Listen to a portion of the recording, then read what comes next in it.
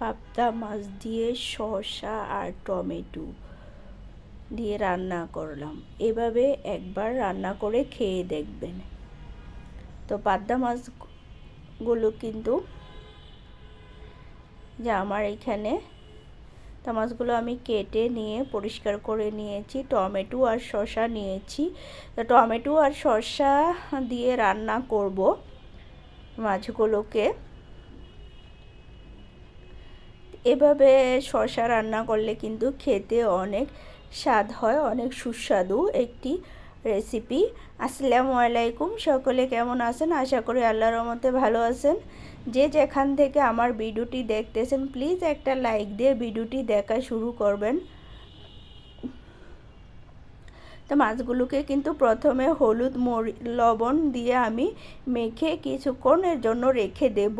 হলুদ মরিচ দিয়ে কিছুক্ষণের জন্য রেখে দিলে কিন্তু এটা মধ্যে মশলাগুলো ভিতরে ঢুকে, তাহলে কিন্তু মাছটা খেতে বেশি স্বাদ হয়। তো প্রথমে আমি চুলায় একটা প্যান বসিয়ে দিলাম। প্যানে আমি তেল দিয়ে দিয়েছি। আমি সরিষার তেল বেশি খাই, তাই সরিষার তেল দিয়েছি। তো একটু লবণ দিয়ে দিলাম যাতে মাছগুলো না লেগে যায়। আসলে লবণ দিলে কিন্তু মাছটা আর প্যানে লাগে না। তো আমি সবগুলো মাছ ভেজে নেব।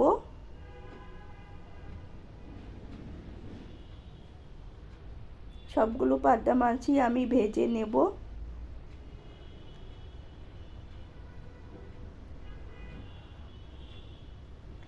সো মাছগুলো ভেজে আমি এখন এক এক করে নামিয়ে নেব। যেগুলি ভাজা হয়ে গেছে সেই মাছগুলো আমি এখন সুন্দর করে নামিয়ে নিচ্ছি।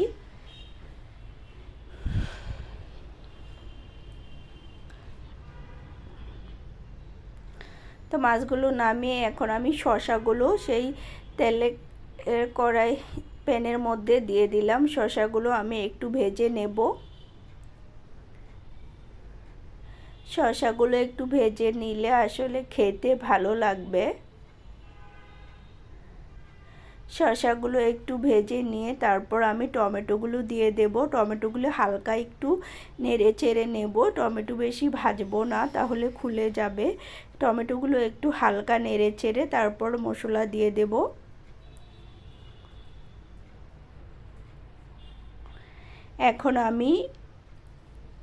এখন আমার শসা আর টমেটো ভাজা হয়ে গেছে। এখন আমি মশলাগুলো দিয়ে দেব। আসলে আমি তরকারিতে অত বেশি একটা মশলা মানে পরিমাণ মতো খাওয়ার চেষ্টা করি। বেশি আসলে মশলা খেলে এভাবে তাহলে একটু স্বাস্থ্যের সমস্যা হয়। তো হলুদ, ধনিয়া আর মরিচ দিয়ে দিলাম।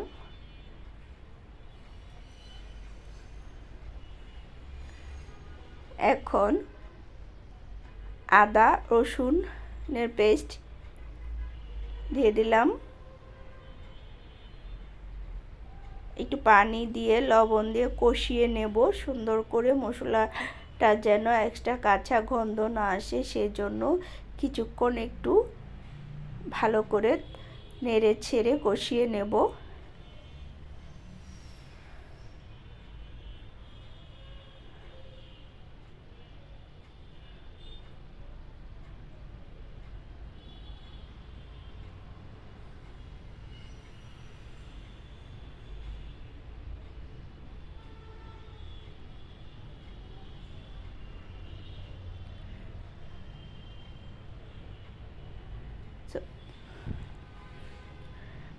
দুই মিনিট ডেকে রেখে দিলাম। তারপরে এই যে দেখুন আমার তরকারিটা কিন্তু একদম কষানো হয়ে গেছে। এখন আমি পানি অ্যাড করব। এখন আমি পর্যাপ্ত পরিমাণে পানি অ্যাড করে দেব,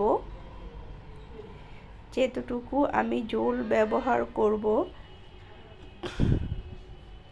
তো এখানে আমি কিছু পানি দিয়ে দিলাম। দিয়ে 5 মিনিটের মতো রান্না করে নেব। তারপরে মাছগুলো দিয়ে দেব। মাছগুলো দিয়ে বেশিক্ষণ রান্না করব না, কেননা এই মাছগুলো এমনিতেই নরম থাকে। তো কিছুক্ষণ রান্না করে এখন আমি সবগুলো মাছ দিয়ে দিলাম। তো মাছগুলো দিয়ে আমি 5 মিনিটের মতো রান্না করব, তারপরে নামিয়ে নেব।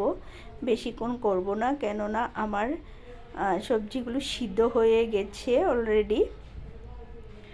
তাই মাছটা যাতে একটু খালি নেড়ে চেড়ে নামিয়ে নেব, তরকারির সাথে যাতে খুব ভালো করে মিশে যায় মাছটা। সো আমার কিন্তু অলরেডি তরকারিটা হয়ে গেছে। এইভাবে কিন্তু শসা দিয়ে পাবদা মাছ রান্না করলে খেতে অনেক সুস্বাদু হয়।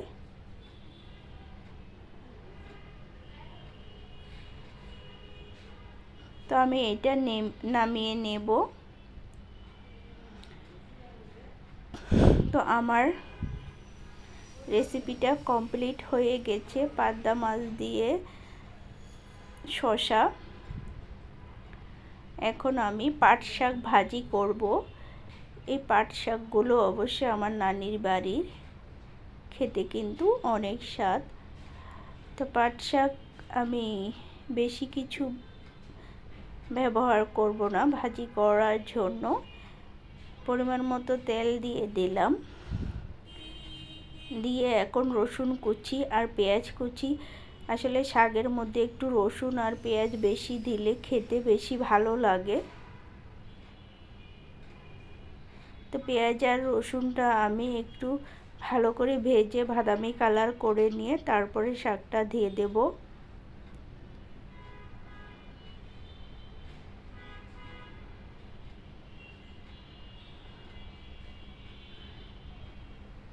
আমার কিন্তু পেঁয়াজ আর রসুনটা ভাজা হয়ে গেছে। শাকটা কিন্তু আমি আগেই ধুয়ে কেটে রেখে দিয়েছি। এখন দিয়ে দিচ্ছি পেঁয়াজ রসুনের উপরে। এই শাকটা ভাজি করতে কিন্তু বেশি সময় লাগে না। তো লবণ আর কাঁচামরিচ দিয়ে দেব।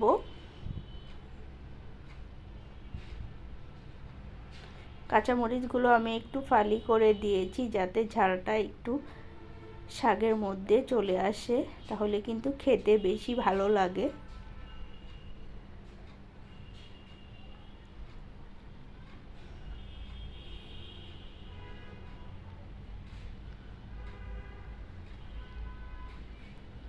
তো অলরেডি আমার শাকটা ভাজা হয়ে গেছে। তো যারা যারা এতক্ষণ ধরে আমার ভিডিওটা দেখতেছেন, প্লিজ লাইক দিতে ভুলে গেলে লাইক দিয়ে দেবেন। আমার প্রচুর লাইক কম হয়। সবার কাছে অনুরোধ, একটা করে লাইক দিবেন।